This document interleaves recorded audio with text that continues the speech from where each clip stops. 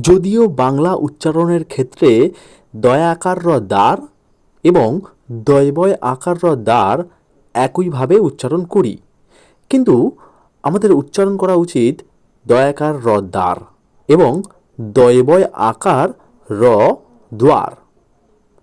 সেক্ষেত্রে আমাদের দয়াকার র দ্বার এই শব্দটার অর্থ স্ত্রী বা পত্নী, এবং দয়বয় আকার র দ্বার এই শব্দটা সহজে মনে রাখার জন্য আমরা বাচ্চাদেরকে বলতে পারি যে দয়ের সঙ্গে ব যোগ হয়ে শব্দটা শক্ত বা কঠিন হয়েছে, সেখানে দরজা বোঝানো অনেক সহজ হবে।